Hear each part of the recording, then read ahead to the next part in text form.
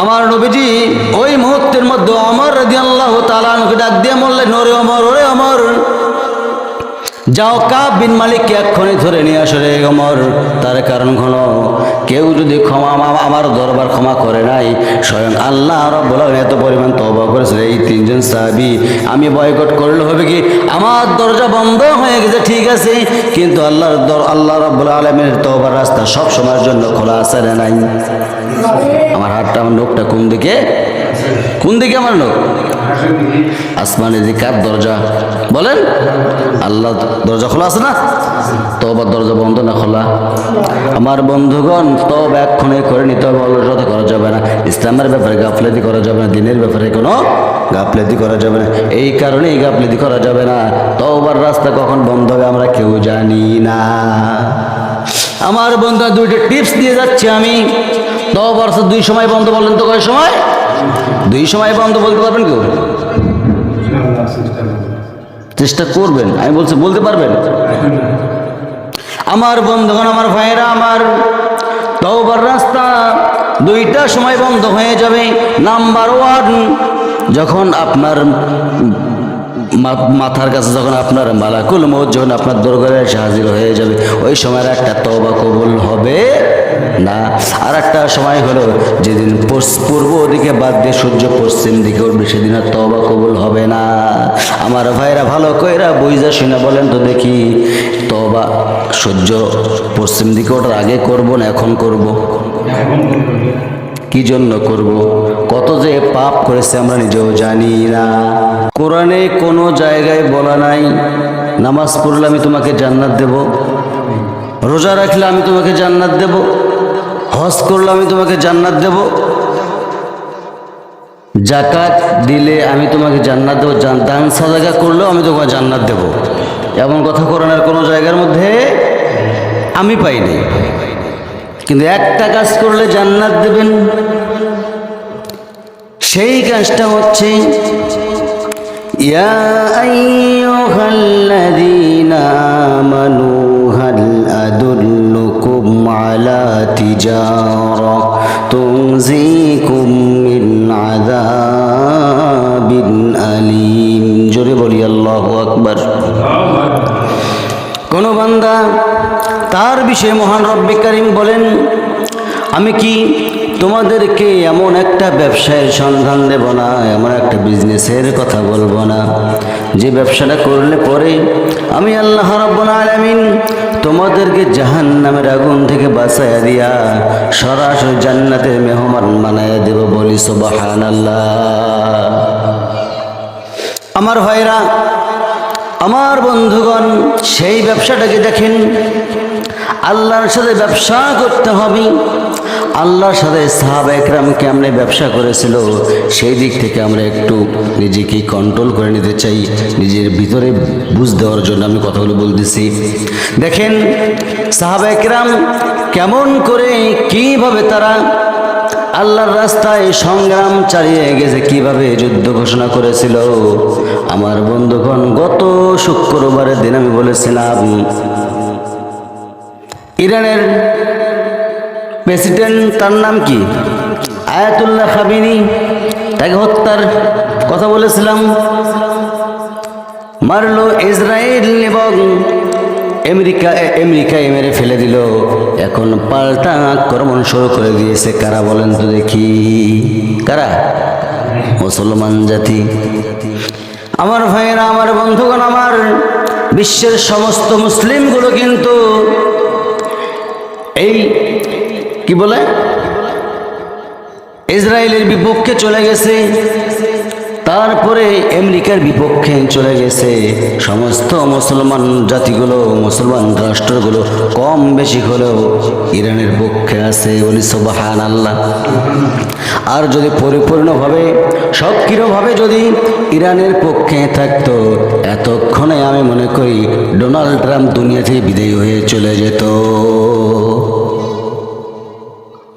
আমার ভাইয়ের, আমার বন্ধুগণ, আমার আল্লাহর সাথে ব্যবসা করতে হবে। হযরত ওমর রাদিয়াল্লাহু তাআলা আনহু তার শাসন আমলে একটা ঘটনা মনে পড়ে গেল আমার। তার শাসন অবস্থায় যখন তিনি ছিলেন, একজন অন্ধ সাহাবী আল্লাহ রাসূল সাল্লাল্লাহু আলাইহি ওয়াসাল্লাম বেঁচে থাকা অবস্থায় বলেছিলেন, ইয়া রাসূলুল্লাহি, ইয়া হাবিবাল্লাহি, আমি যুদ্ধের ময়দানে যেতে চাই হুজুর, আপনি আমাকে অনুমতি দিয়ে দেন। ওই সাহাবী কোনো অনুমতি দেন নাই। ওই সাহাবীকে আমার নবীজি কোনো অনুমতি দিলেন না। অনুমতি না দিয়া সরাসরি বললেন, ওরে আব্দুল্লাহ ইবনে মাকতুম, তুমি তো অন্ধ মানুষ, তোমাকে আমি যুদ্ধের পারমিশন দিতে পারবো না। ওই সাহাবী কিন্তু ছিল অন্ধ সাহাবী। আমার ভাইয়ের, আমার বন্ধুগণ, আমার নবীজি ওই সাহাবীকে আমার নবীজি যুদ্ধের অনুমতি দেন নাই। এক পর্যায়ে আমার নবীজির ইন্তেকালের পরে দ্বিতীয় খলিফার আমলে, অর্থাৎ ওমর রাদিয়াল্লাহু তাআলা আনহুর পিরিয়ডে, ওমর রাদিয়াল্লাহু তাআলা আনহুর খেলাফত অবস্থায় এমন সময় আব্দুল্লাহ ইবনে মাকতুম রাদিয়াল্লাহু তাআলা আনহু বলতেছেন, আমিনুল মুমিনিন, আমি যুদ্ধে যেতে চাই হুজুর, কাদিসিয়ার যুদ্ধ হবে, কাদিসিয়ার যুদ্ধের মধ্যে আমি অংশগ্রহণ করব। আল্লাহ রাসূল আমাকে অর্ডার দেন নাই, আমার মনের খায়েশ আমি যুদ্ধের ময়দানে শাহাদাত বরণ করব, এটাই সবচেয়ে বড় আশা আমার। হযরত ওমর রাদিয়াল্লাহু তাআলা আনহু বললেন, ও আব্দুল্লাহ ইবনে মাকতুম, তোমার শানে আল্লাহ রাব্বুল আলামিন একটা আয়াত নাজিল করেছেন। কি আয়াত নাজিল করেছেন? আবাসা ওয়া তাওয়াল্লা আন জাহুল আমা, এই আয়াতটা নাজিল করেছেন। সঙ্গে সঙ্গে আব্দুল্লাহ ইবনে মাকতুম রাদিয়াল্লাহু তাআলা আনহু বললেন, আব্দুল্লাহ ইবনে মাকতুম রাদিয়াল্লাহু তাআলা আনহু বললেন, ভাই ওমর, আমিনুল মুমিনিন, আমি যুদ্ধের ময়দানে যেতে চাই, যুদ্ধের ময়দানে যেতে চাই। ওমর রাদিয়াল্লাহু তাআলা আনহু বললেন, ভাই আব্দুল্লাহ ইবনে মাকতুম, তুমি যুদ্ধের ময়দানে যেতে চাও, তোমার তো একটা দুইটা চোখে নেই, তুমি তো অন্ধ মানুষ, কিভাবে তুমি যুদ্ধ করবে? আব্দুল্লাহ ইবনে মাকতুম বলতেছেন, ও ভাই, ও ওমর ভাই, ও আমিরুল মুমিনিন, অর্ধ পৃথিবীর শাসনকর্তা যিনি, তাকে বলতেছেন, ভাই আমি যুদ্ধে যাব, যুদ্ধের মধ্যে একজন সৈনিক লাগে, একজন সৈন্য লাগে, কালিমার ঝান্ডা এইভাবে ধরে থাকতে হয়। আমি অন্ধ মানুষ, কি হয়েছে? সমস্যা নাই, সমস্যা নাই। আমি যুদ্ধের ময়দানের মধ্যে প্রয়োজন বোধ মনে করে যদি আল্লাহ রাব্বুল আলামিন আমাকে শাহাদাতের নাজরানা দিয়ে দেয়, আমি কালিমার পতাকা ধরে থাকবো। দূর থেকে একটা তীর চলে আসবে, দূর থেকে একটা তীর চলে এসে আমার বক্ষ বেতের পিছন দিয়ে বের হয়ে যাবে, আমি শাহাদাত বরণ করব আল্লাহর দরবারে কালে কিয়ামতের কঠিন ময়দানে। আল্লাহ রাব্বুল আলামিন যদি আমাকে জিজ্ঞেস করে, ওরে আব্দুল্লাহ, তোর এই অবস্থা কেন? আমি যেন জবাব দিতে পারি, আল্লাহ গো, তোমার জমিনে তোমার দিন বাস্তবায়ন করার জন্য কাফের মুশরিকরা আমার এই অবস্থা করেছে, বলি সুবহানাল্লাহ। আমার ভাইরা, সাহাবীদের মাঝে দেখেন কেমন একটা শাহাদাতের তামান্না ছিল। আজকে সেই শাহাদাতের তামান্না বাদ দিয়া আমরা কি করতেছি, কি না করতেছি। সাহাবায়ে আমরা সরাসরি জান্নাতের বাজার করেছিল, আর আমরা করতেছি কিসের বাজার? বলেন, কিসের বাজার করতেছি আমরা? সাহাবায়ে আমরা সবসময় জান্নাতের বাজার করা নিয়ে ব্যস্ত থাকতো, আর আমরা বাজার করতেছি আজকে মুনাফিকির বাজার। ঠিক কি না? ঠিক না? আমার ভাইয়ের, আমার বন্ধুরা, আমরা একটা কথা মনে পড়ে গেল, অলসতা করা যাবে না, অলসতা করা যাবে না। আল্লাহর দিন নিয়া আল্লাহর জমিনে টিকে থাকতে হলে অলসতা করা যাবে না। তার বড় প্রমাণ হলো একটা কথা মনে পড়ে গেল আমার নবীজি মুহাম্মদ সাল্লাল্লাহু আলাইহি ওয়াসাল্লাম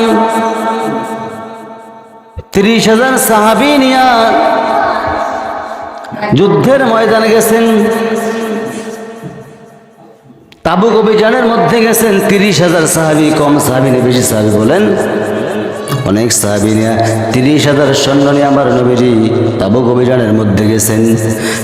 তাবুক অভিযানে যখন গেছেন, তাবুক অভিযানে বিশ্বনবী রাসূল সাল্লাল্লাহু আলাইহি ওয়াসাল্লাম যাওয়ানোর কারণে তাবুক অভিযানের মধ্যে কোনো যুদ্ধ হয় নাই। বিনা যুদ্ধে মুসলমানদের পরোক্ষ বিজয় চলে আসছে, বলি সুবহানাল্লাহ। আরো জোরে সুবহানাল্লাহ। ভাইয়েরা আমার, ভাত খাওয়া লাগবে নাকি? সুবহানাল্লাহ আসতে কোন কেন? আমার নবীজি তাবুক অভিযান থেকে ফিরে আসলেন। মদিনার মসজিদের মধ্যে বসলেন।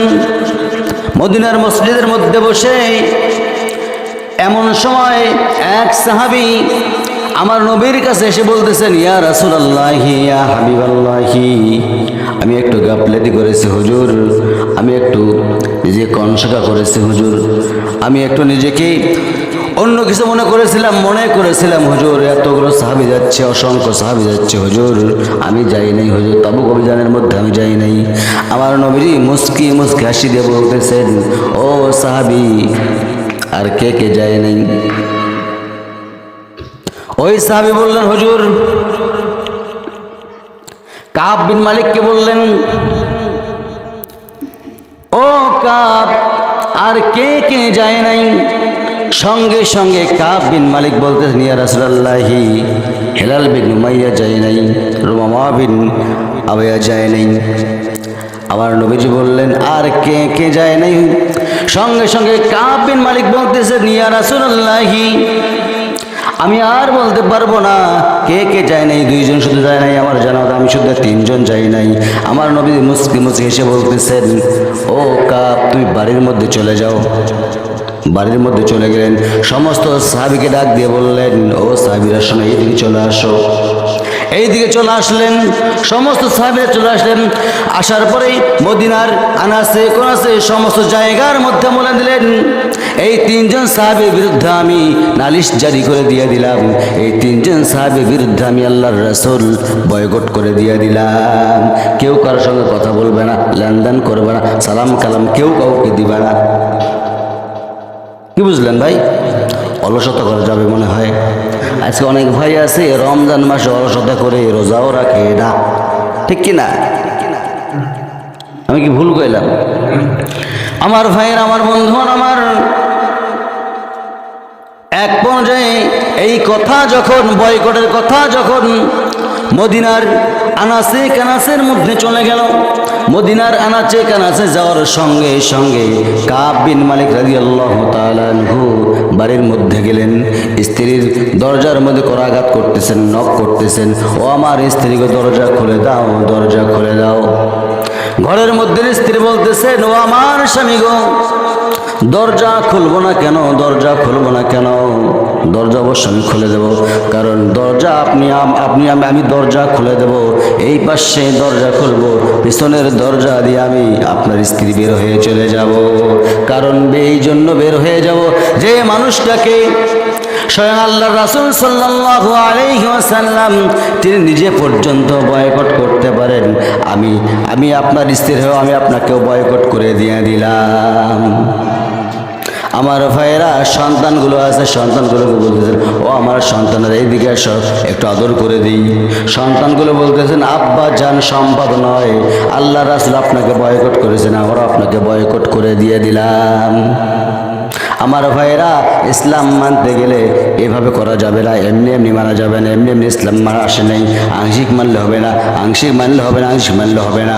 আফাতুমিনুনা বিবাদিল কিতাবি ওয়া তাকফুরুনা বিবাদ। জোরে বলুন আল্লাহু আকবার। আল্লাহ তাআলা বলেন, তোমরা কিতাবের কিছু অংশ মানবে, কিছু অংশ মানবে না, তা হবে না, তা হবে না। মানলে পুরোপুরি মেনে নিতে হবে। এখন তো মশার দিন, মশারি লটকাই কি লটকাই না বলেন, আসতে করবেন না। মশারি লটকাই কি লটকাই না? মশারি তো আমরা ঠিকই লটকাই, মশারি লটকাই ঠিক আছে, কিন্তু অর্ধেকটা মশারি উপরের মধ্যে উঠে রাখবেন, অর্ধেকটা মশারি ফেলা দেবেন, মশা খাবে না। আমার ভাইয়েরা, বাথরুমে যাবেন, অর্ধেকগুলো পায়খানা করবেন, অর্ধেকগুলো পায়খানা করবেন না, কোনো সমস্যা নাই। প্রস্রাব করতে যাবেন, অর্ধেকগুলো করবেন, অর্ধেকগুলো করবেন না, হয়ে গেল। এইটা যদি না হয় তাহলে কিতাবের কিছু অংশ মানবেন, কিছু অংশ মানবেন না, তা হবে? দেখি মোল্লার কথা না আল্লাহর কথা? আমার ভাইয়ের, আমার বন্ধুগণ, আমার দেখেন, এই কাব বিন মালিক করলেন কি, এক পর্যায়ে এই কথাটা হিলাল বিন উমাইয়া রাদিয়াল্লাহু তাআলা আনহুর কানের মধ্যে যখন চলে গেছে, তিনজনার এক পর্যায়ে দেখা গেল, তিনজনার মনে হয় দুনিয়াটা সংকীর্ণ মনে হয়ে গেল। এত সংকীর্ণ মনে হলো, এতটা খারাপ লাগতেছে। আরে কি ভুল করলাম, কি গাফলাতি করলাম, সামান্য গাফলাতির কারণে আজকে আমাদের এই অবস্থা। আল্লাহ রাসূল পর্যন্ত আমাদেরকে বয়কট করে দিয়ে দিল। আমার ভাইরা, আমার বন্ধুগণ, আমার এক পর্যায়ে তিনজন সাহাবী তিন দিকে চলে গেলেন। তিন দিকে যখন চলে গেলেন, যাওয়ার সঙ্গে সঙ্গে একটা পর্যায়ে কিতাবে আসছে কাব বিন মালিক রাদিয়াল্লাহু তাআলা আনহু বাড়ি থেকে বড় দড়ি নিয়েছেন, মোটা দড়ি নিয়েছেন। মোটা দড়ি নিয়ে উনি মদিনার মসজিদের মধ্যে চলে গেছেন। মদিনার মসজিদের মধ্যে যখন চলে গেছেন, মদিনার মসজিদের মধ্যে যাওয়ার সঙ্গে সঙ্গে হাতের মধ্যে নিজে নিজে বাঁধন দিয়ে দিলেন, পায়ের মধ্যে বাঁধন দিয়ে দিলেন, মুখের মধ্যে লাগায়া বাঁধনটা দিয়ে দিলেন, খুঁটির মধ্যে রশি লাগাইছেন, রশি লাগাইয়া হাতের মধ্যে বাঁধন দিয়ে দিলেন। এইভাবে সবাই চলে যায়, যাওয়া আসা করে, প্রতিদিন যাওয়া আসা করে। আমি শর্ট আকারে বলতেছি কথাগুলো, শর্ট আকারে বলতেছি। আমার বন্ধুগণ, এইভাবে যখন সবাই চলে যাওয়া আসা করে, সালাম দেয়, উত্তর দেয় না, খাওয়া নাই দেওয়া নাই। একটা পর্যায়ে চলে আসলো কাব বিন মালিক রাদিয়াল্লাহু তাআলা আনহু, হেলাল বিন উমাইয়া সিজদায় পড়ে পড়ে কাটতেছে, এত পরিমাণ তওবা করতেছেন। কাব বিন মালিক এত পরিমাণ তওবা করতেছেন, কেউ সালামের উত্তর দেয় না, খাবার নাই, দাবার নাই, কিছুই নাই। ওইদিকে আর একজন সাহাবী গর্তের ভিতরে তিনি ঢুকে পড়েছেন। আমার বন্ধুগণ, এত পরিমাণ তওবা করেছিল, হাতের মধ্যে পাকানো রশিটা যখন হাতের মধ্যে লাগানো অবস্থা, হাতের মধ্যে লাগানো অবস্থায় ছিল, হাতের মধ্যে ঘা চলে আসছে।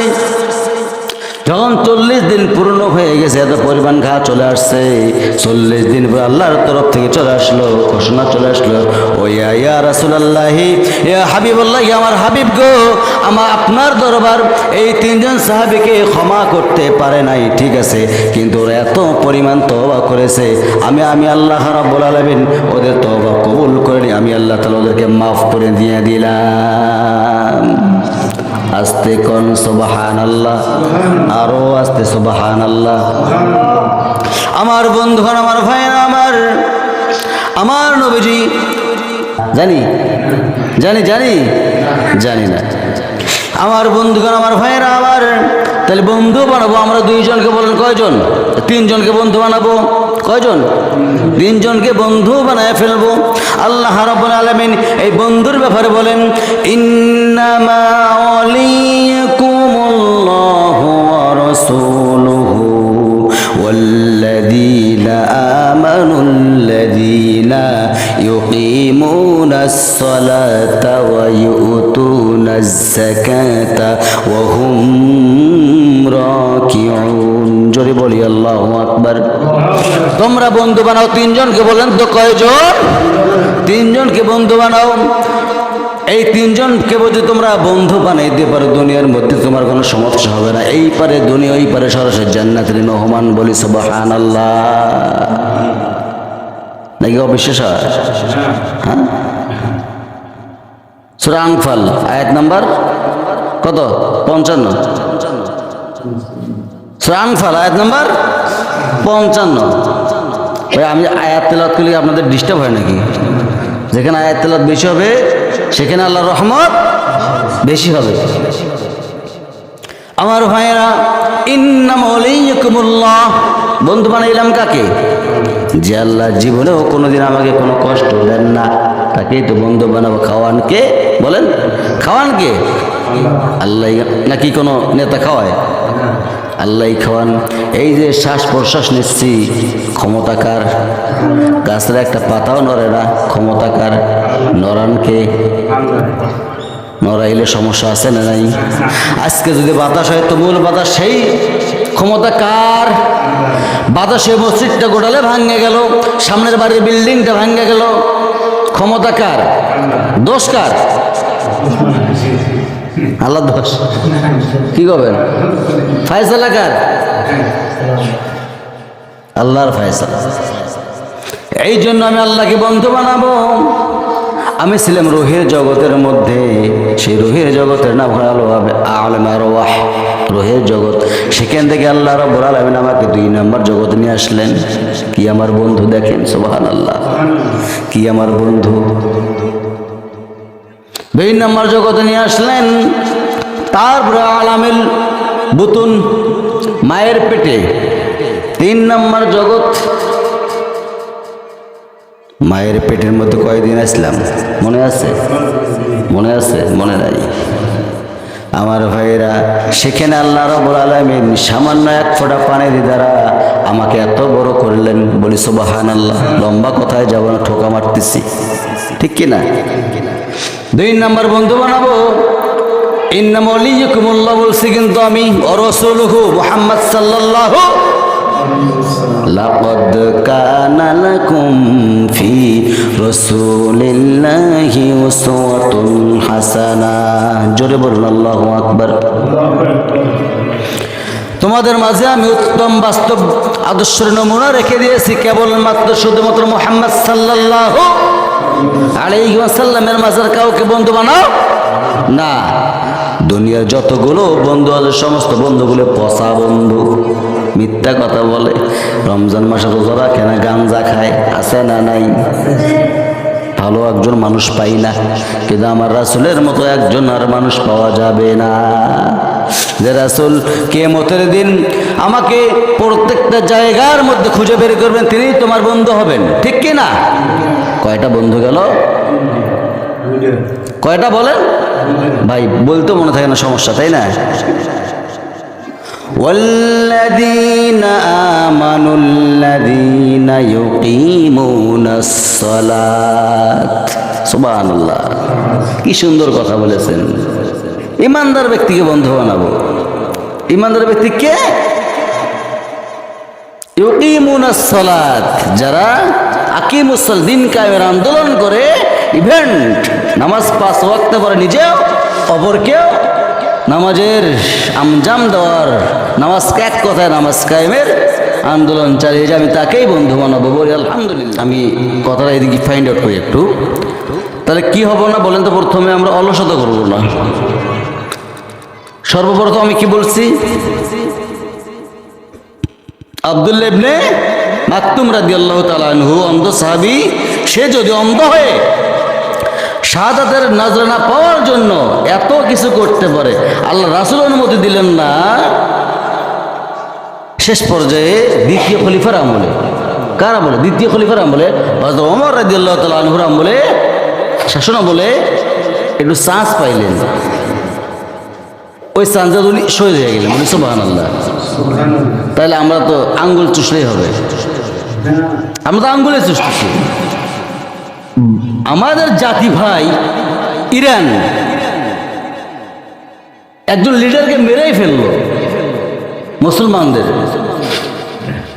কে ওই লোকটা? কে? Ayatollah Khamenei. লোকটা কি খারাপ দেখতে? মনে হয় কি সুন্দর দেখতে। হ্যাঁ, দলমত নির্বিশেষে মানুষের মতদক্ষ থাকতেই পারে, সেই বলে তো তারা মুসলমান। বিশ্বাস করতে হবে, ইরান যে বাংলাদেশকে সাপোর্ট দেয়, এক কথা মুসলিম রাষ্ট্রগুলোকে যেভাবে সাপোর্ট দেয়, এভাবে সাপোর্ট যদি অন্য রাষ্ট্রগুলো দিত, মুসলিম রাষ্ট্র যতগুলো আছে, বাংলাদেশ এতদিনে কালিমার পতাকা উড্ডীন হয়ে যেত। বলি সুবহানাল্লাহ। সেই আয়াতুল্লাহ খামেনি কে হত্যা করলো বলেন? কে হত্যা করলো? Donald Trump. ড্রাম না ড্রাম, ওটা ওই ড্রামের মতো দেখা যায়। কি যেন নাম ওটার? জি, নেতা নিহত। নিহত হইবি তো, ওটা নেতা নিহত ওর নাম। আমি বলি নেতা নিহত, বেয়া খুব একটা। আমি বলি আল্লাহ ওদেরকে তুমি ধ্বংস করে দাও। ওদের জন্য হেদায়েত নেই, ওদের জন্য হেদায়েত নেই ভাই। কারণ এই জন্য হেদায়েত দোয়া করবো না, হেদায়েতের দোয়া করবো না। সেটা হচ্ছে অসংখ্য মুসলমানদেরকে তারা হত্যা করে ফেলছে। এই ইতিহাসটা যদি আমার সময় থাকে আমি আগামী জুম্মায় বলবো ইনশাআল্লাহ। কারণ আল্লাহ রাসূল সাল্লাল্লাহু আলাইহি ওয়াসাল্লাম যে এই যে যুদ্ধ হবে, এই বিষয়টা হিন্দুদের সঙ্গে একটা প্রথম যুদ্ধ লাগবে, সে কথাটা আমি বলবো। সে কথা আল্লাহ রাসূল ১,৫০০ বছর আগে বলেছেন। বলি সুবহানাল্লাহ। আমি সময় পেলে বলবো ইনশাআল্লাহ। আর ভাইরা, এখন কথা হলো এত লোকের মাঝে বলি কেমনে? আমি আসি না কেন জানেন, কম আসি কেন জানেন? এখন থেকে করা লাগবে কি, আল্লাহ যেখানে রাখুক আমাকে গাড়ির তেল তুলে নেওয়া লাগবে, ঠিক কিনা? তারাবি পড়ানোর জন্য আমাকে এখন থেকে গাড়ির তেল উঠাই নিতে হবে, বুঝতে পারছেন? তা না হলে সম্ভব না। পকেটে দেখি টাকা নেই, আমি পকেটে দেখি টাকা নেই, হঠাৎ করে রাস্তায় তেল নাই, দেখি টাকা নেই, টাকা আজকে আছে, আজকে টাকা আছে, হঠাৎ করে দেখি টাকা নেই। এই মোড়টাই সামনে আসছে, যে মোড়টা মোড় পড়ে একটা, এই যে কি যেন মোড় এটা, হ্যাঁ এই মোড়ের মধ্যে তেল নিলাম, 2 লিটার তেল নিলাম, তেল নিয়ে চলতেছে এখন পর্যন্ত। বেটা তো বারবার বলতেছে যে আব্বু তেল আছে তো, তাহলে তুমি যাও, তুমি যাও, সমস্যা নাই। তো এইভাবে তো করা যাবে না, আমাকে যাই ওগুলো বলার দরকার নাই, এখানে লোকজন নাই, তাই না? যদি তারা থাকতো আমি বলতাম। মূলত কথা হচ্ছে আমাদের অলসতা করা যাবে না। যেখানেই দেখবো ইসলামের বিরুদ্ধে কাজ হচ্ছে সেখানে আমাদের ঝাঁপিয়ে পড়া লাগবে। যেখানেই ইসলামের বিরুদ্ধে কাজ করবে চলতেছে সেখানে আমাদের দায়িত্ব, মুসলমান হিসেবে দায়িত্ব আমাদের ঝাঁপিয়ে পড়তে হবে। ভাই, মরলে শহীদ, বাঁচলে গাজী, এটা কিন্তু ছোট কথা নয়। আল্লাহ তাআলা আয়াতুল্লাহ খামিনের ব্যাপারে একটা আয়াত নাযিল করছে, শুনবেন শুনবেন শুনবেন, শেষ করে দিই। আয়াতুল্লাহ খামিনের ব্যাপারে আল্লাহ রাব্বুল আলামিন বলেন, ওয়ালা তাকুলু লিমান ইয়াকতালু ফি সাবিলিল্লাহি আমওয়াত বাল আহইয়াউ ওয়ালাকিন লা তাশউরুন। জোরে বলি আল্লাহু আকবার। আল্লাহ রাব্বুল আলামিন বলেন, তাদেরকে তোমরা মৃত বলে ঘোষণা দিও না, বরং তারা জীবিত, কারণ আমি আল্লাহ রাব্বুল আলামিন আমার জমিনে দিন বাস্তবায়ন করতে গিয়ে তারা জীবন দিয়েছে। বলি সুবহানাল্লাহ। তাফসীর ইবনে কাসিরের মধ্যে আসছে, এই জন্য আমি আল্লাহ রাব্বুল আলামিন বলতেছি তাদেরকে তোমরা মৃত্যু বলে ঘোষণা দিও না, বরং তারা জীবিত। তার কারণ হলো আমি আল্লাহ রাব্বুল আলামিন তাদের নিজের হাতে খাবার বন্টন করি। আস্তে কোন সুবহানাল্লাহ, আরো জোরে সুবহানাল্লাহ। তাহলে এখান থেকে বোঝা যাচ্ছে আয়াতুল্লাহ খামিনি কিন্তু মারা যান নাই। মারা গেছে? মারা যান নাই। কিভাবে মারা গেছে? সে যদি মারা যেও থাকে তারপরেও সে শাহাদাতে নাজরান যদি শহীদ হয়ে থাকে, আল্লাহ কি বললেন? তাদেরকে তোমরা মৃত্যু বলে ঘোষণা দিয়ে না, বরং তারা জীবিত, আমি আল্লাহ তাদেরকে নিজের হাতে খাবার বন্টন করি। বলি সুবহানাল্লাহ। প্রিয় ভাইরা আমার, অনেক লম্বা কথা ছিল, এগুলো হয় না এভাবে। আগে ভাগে আসলে আলোচনা আগে ভাগে শুরু করা যায়। আচ্ছা, এখন আমি আজকে তো রমজানের মধ্যে শেষ জুম্মা এটা, তাই না? এরপর তো জুম্মা পাবে না মনে হয়। আচ্ছা স্টপ, ধরো। সেটা হলো শুক্রবার ঈদ হবে না শনিবার ঈদ হবে? একটা আপনার আইডিয়াটা বলুন তো দেখি। কোন দিক? কেন সৌদি আরবে শুক্রবার হলে কি হবে? ক্ষতি হবে, ওটা বেয়াদব একটা। এটা তো লাগছে এই দিক, এই যে কি বলে ইরানের বিপক্ষে লাগছে। শুক্রবার কিন্তু যদি বাংলাদেশে ঈদ হয়, বলেন তো দেখি জুমার নামাজ পড়া যাবে কি যাবে না? না পড়লে কি হবে? কেন? আপনারাই বলেন, এই হুজুরেরাই বলে জুম্মার দিনের ঈদের দিন, আবার এই হুজুরেরাই বলে যে ঈদের দিনে কয়টা ঈদ পালন করবো আমরা। জুমা মানে কি? এটা ফের মাইন্ড করেন না যে আমি এটা সরাই দিচ্ছি। এটা কিন্তু মাসালাগত দিক দিয়ে বলছি। বাংলাদেশ, ভারত, পাকিস্তান, এই 3টা রাষ্ট্রের মধ্যে মাসালা দিলে ডান। বাংলাদেশ, ভারত, পাকিস্তান, এই 3টা রাষ্ট্রের মধ্যে এই মাসালা দিলেই মানে পিটন তো পিটন ফাও হবে, মানে দৌড়েতে কুল পাওয়া যাবে না। কি সেটা? জুমা মানে কি? জমা হওয়া, একত্রিত হওয়া, ঠিক কিনা? একত্রিত হওয়া। আর ঈদের দিন যদি শুক্রবার পরে, সেদিনও তো একত্রিত সবাই হবেন, এর থেকে আরো বেশি হবে, সবাই অসংখ্য জায়গার মানুষ একখানা হবে, সেদিনকে খুতবা হবে না? আজকে শুক্রবার, ঈদের দিন। আজ শুক্রবার কিসের দিন? ঈদের দিন। খুতবা হবে না? ঈদের দিন যদি খুতবা, শুক্রবার কি আবার ডাবল খুতবা পড়বেন? না পড়লেও, জুম্মার নামাজ না পড়লেও ক্ষতি নাই। কিন্তু আমাদের বাংলাদেশে ওটা চলবে না। কেন চলবে না? ফেতনা সৃষ্টি হবে। এই অমুক মসজিদের মধ্যে তো নামাজ পড়েন অমুক হুজুরে, কেন? ঈদের দিন নাকি ওই জুম্মার নামাজ পড়া জায়েজ নাই। আমি জায়েজ না জায়েজের কথা বলতেছি না, নামাজ পড়বো ইনশাআল্লাহ। শুক্রবার দিন ঈদ হলেও আমরা নামাজ পড়বো, না হলেও নামাজ পড়বো ইনশাআল্লাহ।